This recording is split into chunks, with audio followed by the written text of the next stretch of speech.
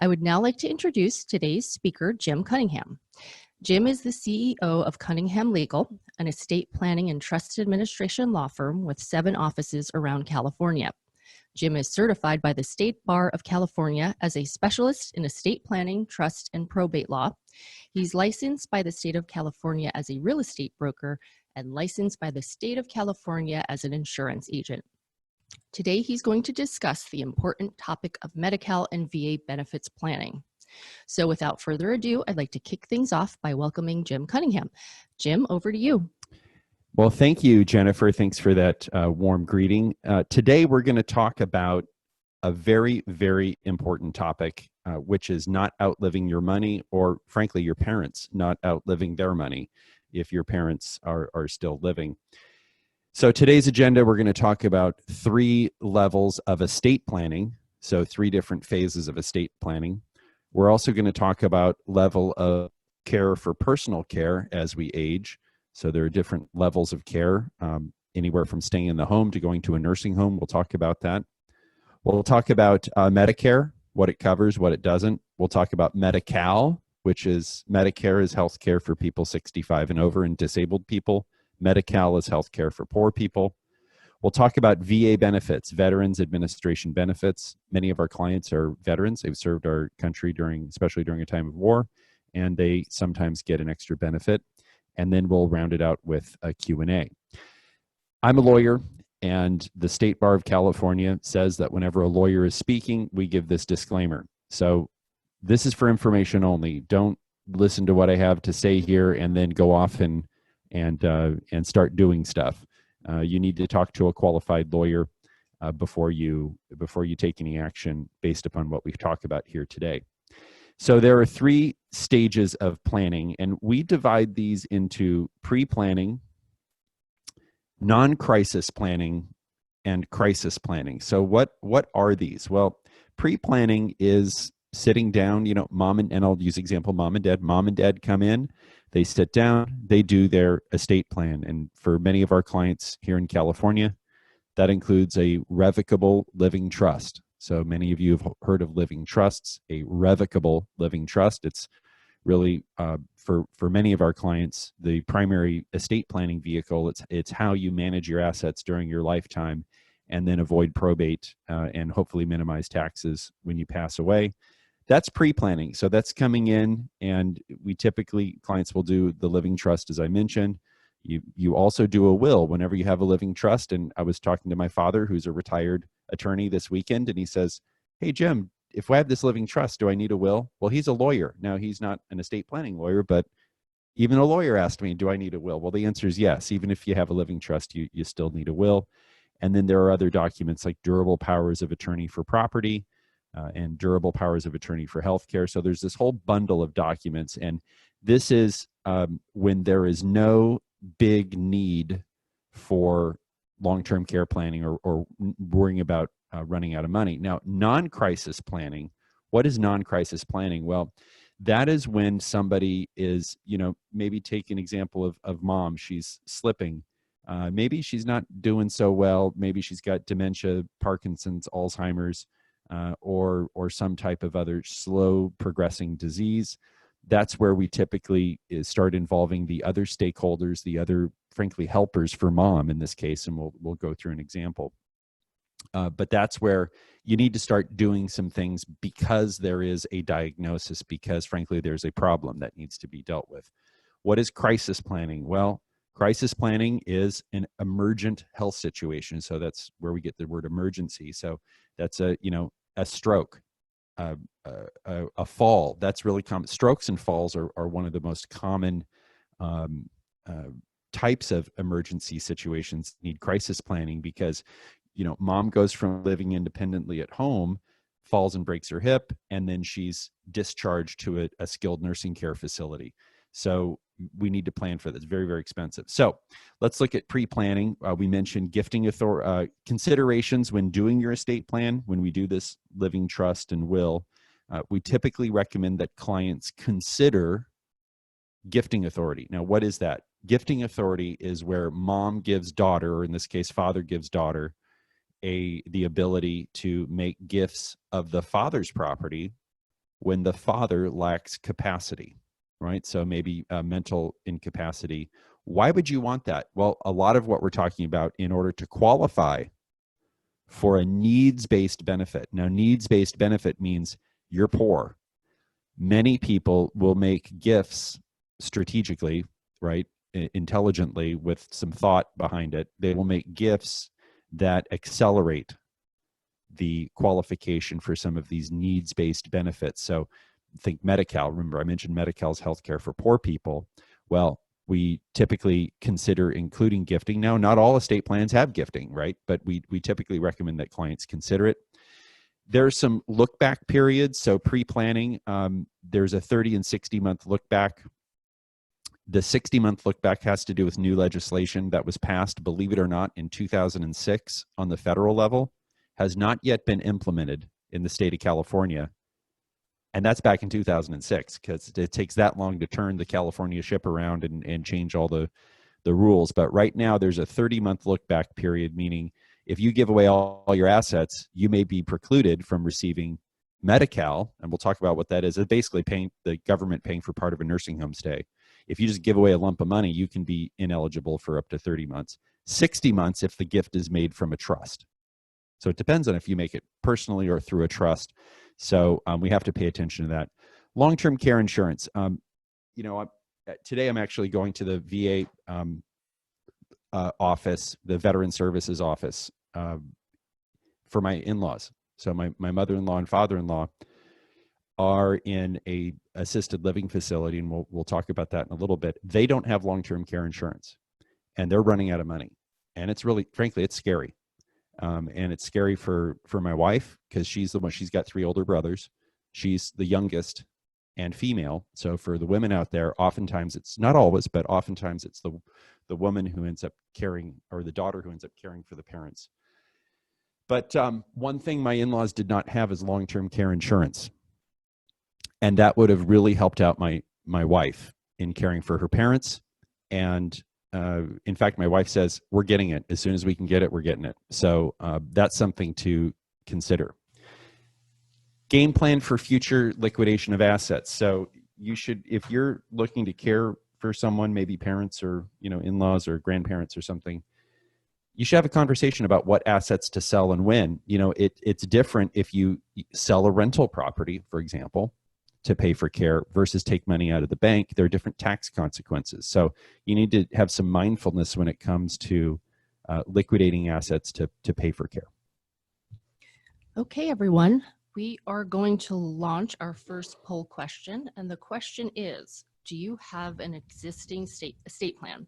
The response options are yes, it was done within the last 5 years. Yes, but it's out of date, or no. Please take the next 15 seconds to make your selection, and then we will go ahead and share the results. Okay, it looks like most of you have responded. Okay, we're going to go ahead and close out the poll, and it looks like most of you have answered with yes, and it has been updated in the last 5 years. Well, that's good information. Well, good. I guess people who listen to these podcasts these webinars are on it. That's fantastic.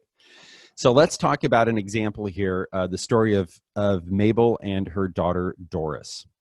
So Mabel is the mom and Doris is the daughter.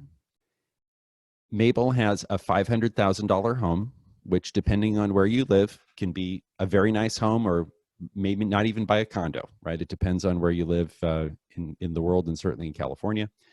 And Mabel has $300,000 in savings. Mabel's income, sole source of income, is monthly income of $2,035, and that's coming in from Social Security. She has 2 children, of course, Doris, her daughter, and Steve, her son. And Mabel's late husband was a Korean War veteran and passed away in 2018. And this is very important. Mabel has not remarried. So she is classified by the Veterans Administration as the surviving spouse of a wartime vet. And then the question is, what should Doris do? What should the daughter do to help her mom out? So what sort of things should she do? Well, what they do is, this is the pre-planning stage, right? So Doris is concerned about her mom. Mom, I want to make sure that, everything's set up so that, if something happens to you, if you get sick or pass away, things are set up like all of you have updated your estate plan in the last 3 years or so, 5 years. So Mabel, Doris gets in touch with a lawyer, a qualified estate planning lawyer, and Doris takes Mabel to the appointment, and Doris actually sits out in the lobby while Mabel meets one-on-one with Mabel's attorney. And then Mabel hires the lawyer to create a revocable living trust. Remember, we mentioned revocable living trust, so that means Mabel can change it anytime she wants. And she also has a will that leaves everything to the trust. And then a durable power of attorney for property. A durable power of attorney for property handles all the stuff that doesn't go in a living trust. So if you think of a living trust as a bucket, Mabel's going to put her home, her $500,000 home, in the bucket. Mabel's also going to put the $300,000 savings account into the trust. But if Mabel can't deal with Social Security, Doris would use the durable power of attorney, because you can't put your Social Security benefits right in your trust, right? It's a benefit that comes from the government. Doris would use the durable power of attorney to interact with Social Security if there needed to be interaction. There's also an advanced healthcare directive. So Doris is named as Mabel's agent to make healthcare decisions for her, and also a HIPAA authorization. HIPAA, which is the medical privacy. When we go to the doctor's office, they say, please sign this form disclosing we won't share your medical information. Okay, great. That's what that is. So Doris can talk to Mabel's physicians. If Doris doesn't have that document, Mabel's physicians won't talk to Doris, right? Mabel has to give written authorization for that. So Doris is named as Mabel's successor trustee. So what that means is when Mabel is unable to care for herself, and I see a little typo there. So when Mabel is unable to care for, no, that's right. When Mabel's unable to care for herself, Doris steps in. And if Doris can't do it, Steve is named as the alternate successor trustee. So when you see these terms, trustee, successor trustee, that's what it is. Mabel also, in talking with her lawyer, has gifting powers. Now, what does that mean? Well, that means Doris can make gifts of Mabel's property, if need be, to get some needs-based benefits.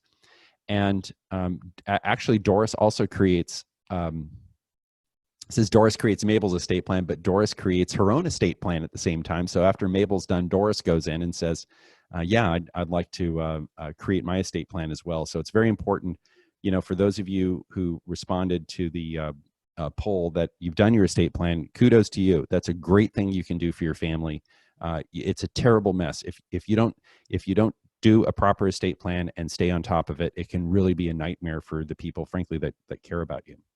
So let's talk about non-crisis planning. So what is this? So a couple of years go by. Mabel needs help.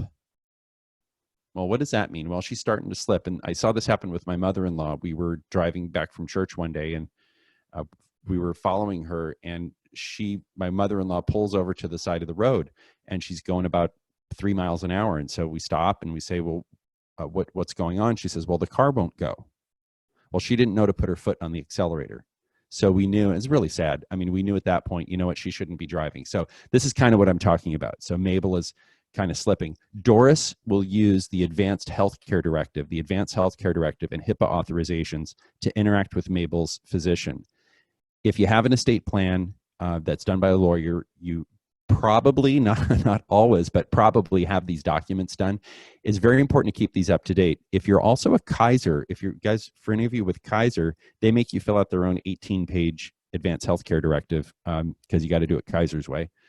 And then Doris, again, uses that durable power of attorney as the basis to communicate with Mabel's lawyer and CPA. So to do her taxes, and actually I was talking to one of our clients' nieces.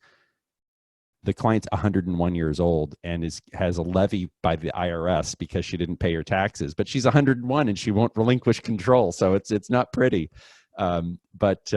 Anyway, so in this case, Doris uses the durable power of attorney to communicate with the CPA. Now, what do we do? What is non-crisis planning? What else is going on here? Well, this is where we start looking at gifting. So we might want to tee it up. So Doris is going to arrange for home care services. Most people want to stay in the home, right? I mean, I think we can all agree. If I'm feeling sick, I don't want to go to anywhere else but my own place, right? So Doris arranges for home care services. Actually, what happened with my in-laws, they had home care services. Now they're not living at home anymore. Again, this is interesting. You see this little Superwoman cartoon here. Mabel never admits she needs help. My in-laws need help 24/7. They will never admit that they need help. It's about preserving your dignity. And you know what? That's okay. But just because Mabel won't admit it doesn't mean she doesn't need it, right? And then Doris takes over paying the bills. And what happens when you take over the bills, not quite yet, but in the next slide, I'm going to go through something called a burn rate. Doris does the math. Mom makes this much money.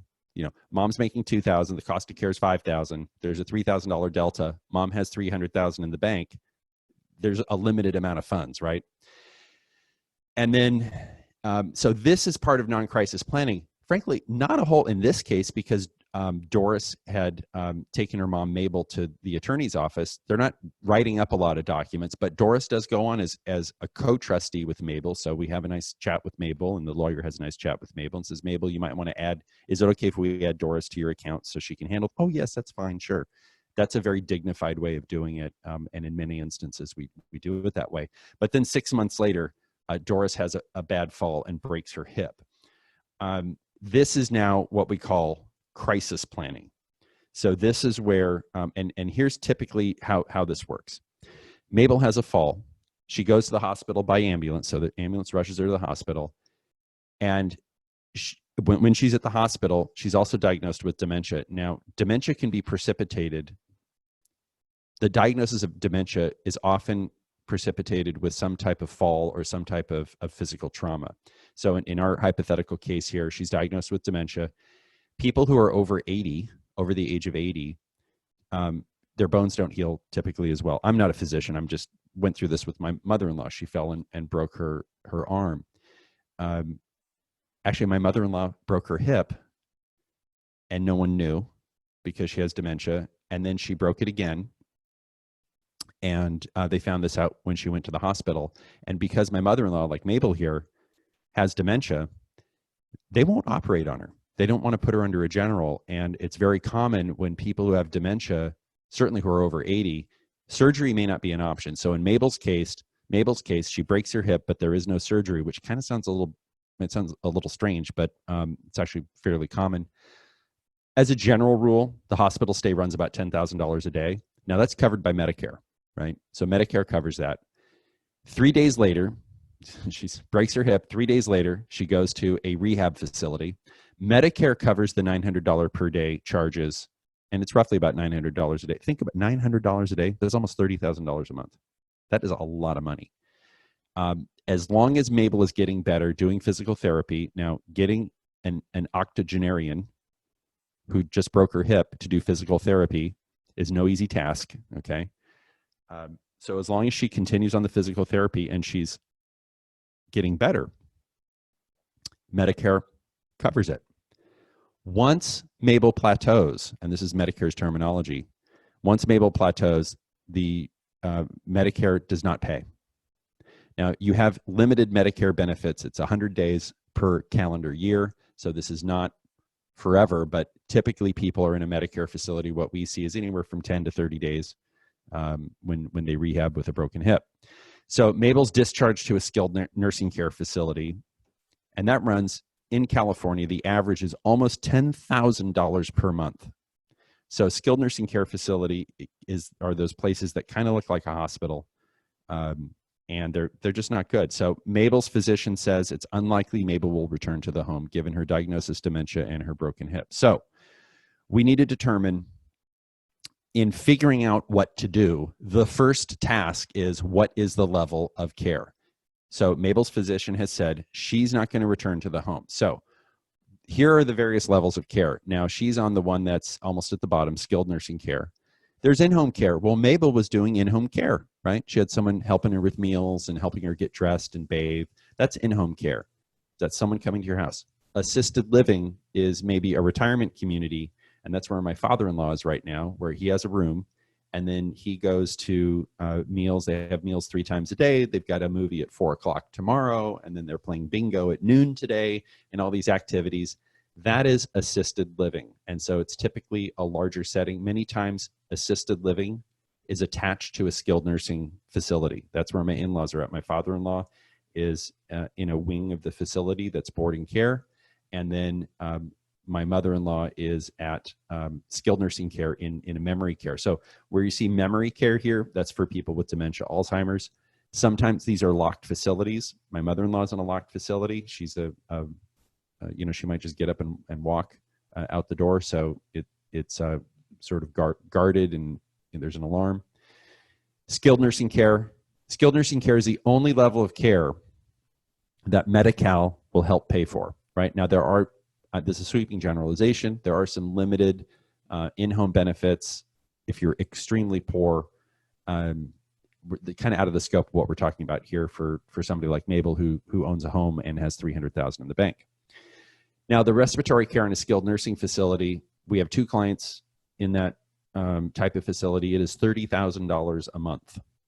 Now, every level of care you see here, Medicare doesn't pay for, right? Medicare is a very limited benefit. It's only in a rehab facility setting typically that you'll see Medicare paying for this. This is all private pay. So this is all private pay at $10,000 a month, $5,000 a month, $30,000 a month, whatever it is. So it's very important to determine the level of care. So the next one is the burn rate. And if in Mabel's situation here, her home is valued at $500,000 and she has savings at $300,000. Her income, as I said, is $2,035. The cost of her care, this is the average in the state of California, is $9,337. She has other living expenses of $500 a month. Someone has to do her hair. She does need clothing. She needs maybe some extra care, perhaps a nurse that comes to the facility that gives her shots or checkups. Okay, well, you might pay extra for that, right? So I just threw that in there. So when you take the house, if Mabel keeps her home, which many people want to keep their home, right? Because they say, you know what? I don't want to sell the house. I'm coming home. That may be realistic or not. But when you add up all these numbers, she's going to run out of money in 38 months. That's not that long. The average stay in a nursing home is 4 years, is 48 months. So she's going to have a problem. She's going to run out of money. Then what do you do? Well, how are you going to pay for this care? What are we going to do? So I think you got a poll, Jen. Yes, and seeing this burn rate slide, it's just astounding to see, at every level when you could potentially run out of money. And that's bringing us to our next poll question. And the question is, are you afraid of outliving your money? The response options are yes, no, or I haven't thought about it. So go ahead and take the next 15 seconds to make your selection, and then we will go ahead and share the results. Okay, well, looks like most of you have answered pretty quickly on that one, and looks like most of you have responded with yes, you're afraid of outliving your money. Well, you should be. I hate it's, and you guys are wise to acknowledge this, and you're very wise to be participating on the webinar today, because this is really important stuff. I don't really have any, honestly, I'm not sure I have really any helpful answers to this. It's about awareness, a lot of it. So the next one, how do you pay for this? So how does this work? So it's private pay, and the bottom line is it's private pay unless you're poor. So if you're poor, there's some public assistance benefits available. And the 2 major benefits are Medi-Cal, and I put Medicaid up there because that's the federal program. So you hear in the news, oh, Medicaid expenditures are, this big expenditure. In California, we call it Medi-Cal. In Arizona, they call it Access. So each state has its own, they're free to name whatever it is. Then you go to another state and they call it Medicaid. Now, Medi-Cal can pay for a portion of care in a skilled nursing care facility only. Now, I don't know about you guys. I don't know if you guys have ever been to a skilled nursing care facility, much less a Medi-Cal skilled nursing care facility. It's no place you'd want to spend any time. And they're just not pretty. Generally, as I said, not used for in-home care, and it is not available to pay for assisted living or other non-skilled nursing facilities. So it's very important. Now, on the other hand, for those of you who are veterans benefits, if you're a wartime vet or the surviving spouse of a wartime vet or a disabled vet. Now, this is interesting because the wartime vet or surviving spouse of a wartime vet, you have to be poor to get veterans benefits. You have to have less than about 130,000 in assets, and the cost of your care has to exceed your income, right? So in my in-laws' case, the cost of their care exceeds their income. But my father-in-law, the reason we're going to the Veterans Services Office today is he got 100% disability for being a veteran. He had a back injury during Vietnam and had 10% disability. So we went back to the physician who gave him 100% disability. So for those of you out there who are disabled vets, if you have some level of disability, many people are discharged, and your discharge paper is called the DD-214. Many people will have a percentage disability. And so there is a benefit available, and it ends up being about a little over $3,000, which for my in-laws is a game changer. He's 100% disabled, and he's able to get this benefit without having to become impoverished. We have a question from Art, and he's asking which wars qualify. So there's a list. It is all of them. Basically, it's Vietnam,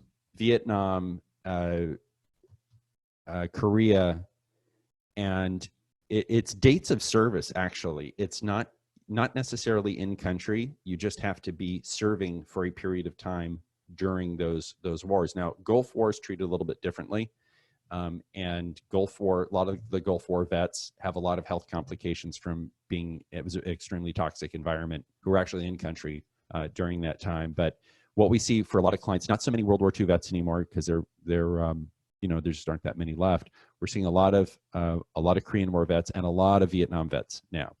Now, my father-in-law specifically was on a base in Thailand where they used a lot of Agent Orange, which I've met with so many people who've been exposed to Agent Orange. It's heartbreaking, and it's a chemical weapon, right? And we're not supposed to use chemical weapons, but they were used, and so my father-in-law's disability is related to that. So these are great benefits because you just get a check, right? And they range from about $1,000 a month to $3,000 a month, and you can use that money for in-home care. So for those of you, my daughter just got discharged from the Army. For those of you who are vets, thank you. Thanks for your service. We really appreciate it. My nephew's serving in the Air Force. My father-in-law is a retired Chief Master Sergeant, which is the highest enlisted rank. He's a super bossy guy. And aging and bossiness do not go well together. Let me put it that way. He's having a tough time. But let's take a little bit deeper dive into Medi-Cal. So before we move on to the eligibility, we're just going to run one more poll. And that question is, are you in the process of applying for Medi-Cal or VA benefits? The answers are yes, no, or planning to start soon. Go ahead and take a few seconds to submit your answers, and then we'll go ahead and share those results. Okay, it looks like most of you responded, and you have said no, you're not currently in the process. Good. So Medi-Cal, this is great information. Even if you're not thinking about doing this, you probably know someone who could really benefit from this information. And please feel free to share. I don't know how they would share this information with other people, but this is great information to share because a lot of people do access these benefits. So let's look at Mabel here. So there are two levels of eligibility, two hurdles you have to overcome. Number one, it's kind of obvious. You have to qualify medically. You can't just move into a skilled nursing care facility and have Medi-Cal pay because you don't have enough money to live on, right? It doesn't work that way. You have to have a medical reason to be in a skilled nursing care facility, and you have to qualify financially. So here's what you can keep: less than $2,000. That's it. That's it. I mean, you have to be really poor. Now, they do exempt a home. So in this case, Mabel could keep her home, but she might have to what we call spend down or gift assets, but spend down to that $2,000 level, right? But you exempt the home, and employer-sponsored retirement plans like IRAs and 401ks, as long as you're getting periodic payments, those are not included in California for Medi-Cal. In other states, they do include IRAs. So it's very important, you know, if someone's living in another state and you want to share this information with them, the rules are different in other states than they are in California. And I would say is on a broad level, California has very generous benefits. Now, if you're married, the well spouse, now that's the healthy spouse, can keep an additional about $126,000 plus a little over $3,000 a month in income of the sick spouse's income. Do we have a question? Oh, okay. So spending down, you might hear this term, all spend down means is using, in Mabel's case, some of that $300,000 to, using some of that $300,000 to pay for care and become poor. So if she's running a deficit of $7,000 a month, she would use $7,000. Remember that 38-month burn rate. She would spend down to $2,000 and then make an application for Medi-Cal. And if she goes to a qualified attorney, that qualified attorney, like, you know, our firm, we do this, that attorney would counsel Mabel and say, well, Mabel, or Doris in this case, since Mabel's has dementia, Doris, you can make gifts of your mother's assets, and it runs about, well, we'll cover that in a couple of slides. So let's go to the Medi-Cal benefit. Yeah. Anita has a question. Are annuities exempt from Medi-Cal benefits? It depends on if the annuity is inside of an IRA or not. And so if it's what they call a qualified annuity, all that means is it's an IRA that owns the annuity. So if the IRA owns the annuity, it's not counted. If the annuity is in the applicant's name, it is counted. So it's whoever the owner of the annuity is. And so if it's outside of an IRA, it would be counted. And you can, there's a strategy where you can convert that annuity into a stream of, you can annuitize the annuity. And as long as it is over your lifetime in substantially equal payments, that's their terminology, meaning, you know, you can't take $1 out a year and then everything else after you die. It's got to be, you know, in substantially equal payments over your lifetime. That income is counted against you, and we'll see how that works. But the value of the annuity is not. So the income can be counted. But if you don't annuitize the annuity, it is counted, the whole thing, if it's outside of an IRA. So what are the Medi-Cal benefits? So the first question is, do you qualify? The second question is, what's your benefit? Mabel can keep $35 a month in addition to her $2,000, and that's it. The rest of Mabel's income, and remember her Social Security was $2,035, that $2,000 gets paid to the nursing home.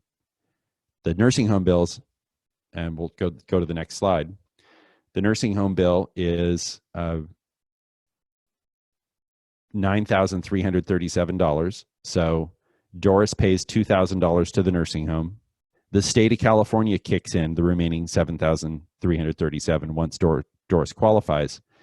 So here's a quick gifting strategy. And again, I'm going to remind you of the disclaimer. Don't look at this and go out and do, all right? Because you can really mess this up. If Doris gifts $300,000 all at once, right? Remember, Doris is gifting Mabel's money, making a gift of Mabel's money to Doris and her brother in this case.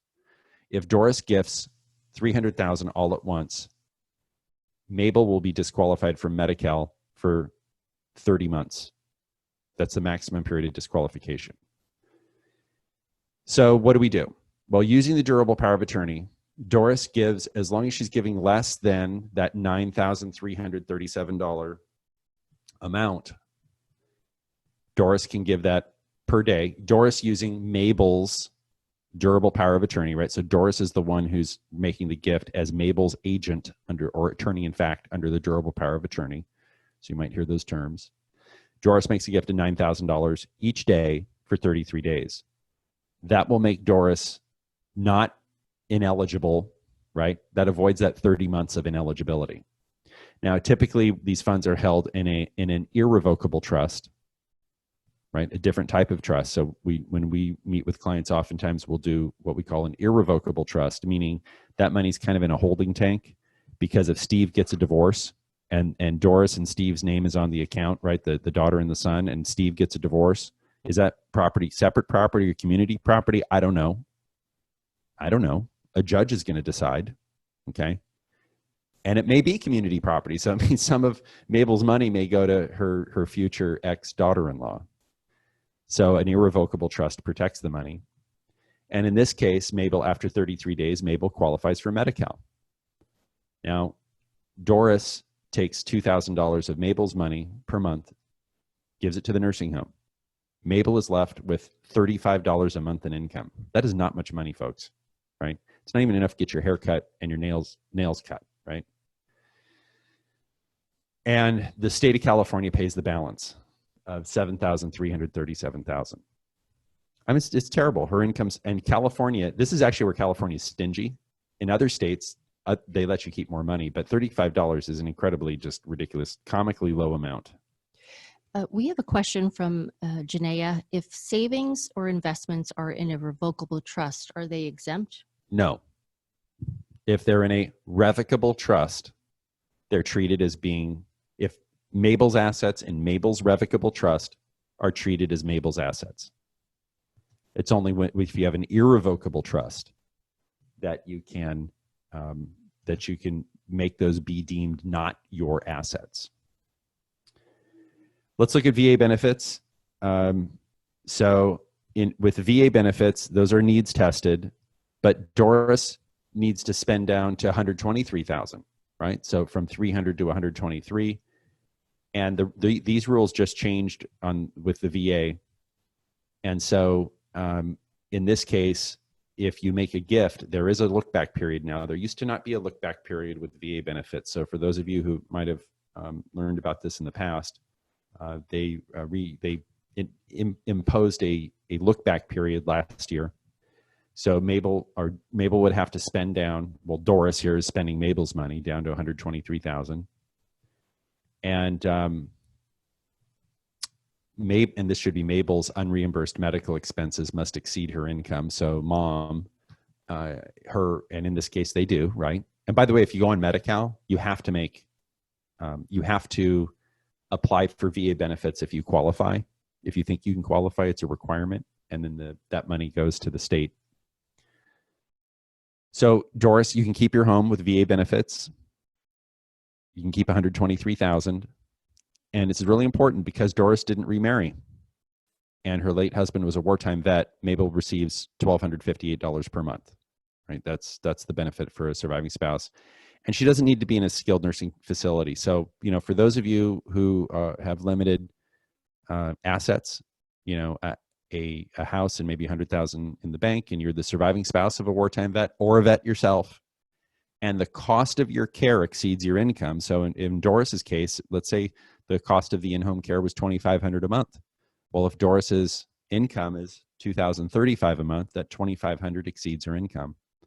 Then you might want to take a look at the VA benefits. That's if you're kind of housebound, if you need that help. So long-term care insurance, I want to mention this. I'm mentioning this as a lawyer in the context of, you should consider this. Warren Buffett, I don't know if you guys know this, but Warren Buffett has 2 policies of long-term care insurance. So here's what we do. This is typically pre-planning. And this is not non-crisis planning, although you can, a lot of these carriers will insure you up to age 85, which is kind of cool, right? So even someone who's 84 and 364 days, just before you turn 85, you can do long-term care insurance. There's the old way and the new way of doing it. The old way, and many of our clients have done this, they have paid monthly. It's $300 a month, or it's $5,000 a year, or whatever it is. And you pay as you go. So it's like auto insurance, right? You pay as you go. It's use it or lose it. If you need it, great. If you don't need it, well, you kind of did, where did all that money go? It just went to the insurance company and you never got a benefit. So the new way of doing it is a single premium. And so in this case, Mabel makes a single premium payment of $100,000. Again, this is the pre-planning stage. She immediately receives a $300,000 lifetime benefit. If the money is never used, Doris and Steve get that $100,000 plus interest, kind of like CD rate interest, right? which isn't that much. But you put 100,000 in, you get, it might, that 100,000 might be sitting in a CD anyway, getting 1 or 2%, right? And so if the money's never used for care, Doris and Steve receive the money plus interest. Mabel does not need, this is really important, does not need to go to a skilled nursing care facility. I cannot tell you how important this is. Those places are, I mean, I hope none of the listeners are working there. And it's not a criticism. It's just, these people are doing really important work. And what I find is the people that work there actually really do care a lot, because frankly, they don't get paid that much money. It is a labor of love.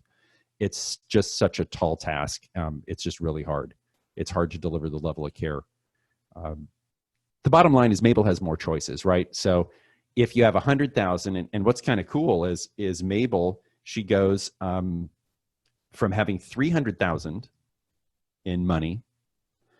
Now she gives 100,000 to the insurance company. So now she has 200,000 cash, but she has a $300,000 long-term care benefit. That's pretty good.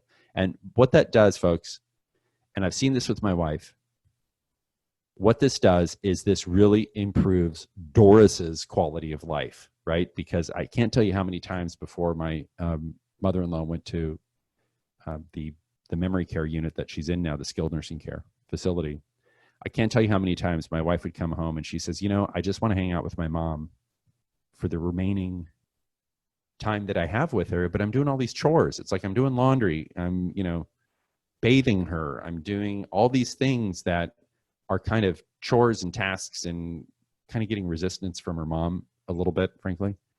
And I think that long-term care insurance would have provided the money that was needed to hire people sooner to take care of her. That would have just made that remaining time that my wife had with her mother-in-law that much, you know, that much better. And did I hear you correctly before that 84, up to 84, you can still... Up to age 85, yeah. Oh, 85. Okay. And what if, this my question, what if you have Parkinson's or dementia? Yeah, that could be a problem. So, but you know, it really depends. Some you answer questions, and some you do a medical workup. But you know, if you're a healthy 84-year-old, I would say great. If you've got a diagnosis, not so great. So let's recap. Pre-planning is important. Okay, pay attention to your estate plan. Pay attention to, you know, if you're listening for somebody else, or because, you know, you're worried about your parents or your siblings or your grandparents or whatever it is. Planning is important. And, you know, estate planning is not an event. So setting up your living trust and your will and your power of attorney, it's not an event. It is actually not even, it is a process, right? You go through a process of estate planning, but I would liken it more to a habit. And so, you know, if you don't eat right and get exercise, you're going to have a heart attack, let's say, right? If you just eat garbage all day and don't do anything, you run a greater risk for a heart attack. Well, don't start exercising after you have the heart attack. You know, you need to live a healthy lifestyle. So it's kind of like this with estate planning. Estate planning is a habit, like exercise is a habit, like eating well is a habit. So estate planning, pay attention to it. This is really, really important stuff. The laws change all the time, but more importantly, your family situation changes. I mean, think what your life was like 15 years ago. The average estate plan in the United States is 17 years old. And think what 17 years ago was 2002 now, right? Because we're in 2019. Long time ago. Another recap, Medicare does not pay for long-term care. Now, when I say doesn't pay for long-term care, there is because people will say, well, there is a Medicare benefit, I heard. Yes, but it's very, very limited. It's limited in time and it's limited in coverage. So maximum 100 days per year, but you also have to be getting better. And there are public assistance benefits available, but they are needs tested, meaning you have to be poor. And we used to be able to do a workaround on veterans. They've tightened up those rules. They've imposed look-back periods, meaning you make a gift, you can't qualify for a period of time. And then finally, consider long-term care insurance. You know, Warren Buffett has it. You know, if your car's paid off, do you still have collision? Well, yeah, because the car's valuable, right? I mean, I'll self-insure. You know, I'm a fan of you considering, and again, I've used the word consider. I'm not telling you to go out and do it, but you should think about it, right? And really weigh whether it's right for you. We'll receive a follow-up email in the next few days with a link to view today's recording. Just a note, our office is open to 5 p.m. this evening for those of you who have immediate questions or want to sign up for that free consultation. And if you have any other questions, please email us at team@Cunningham.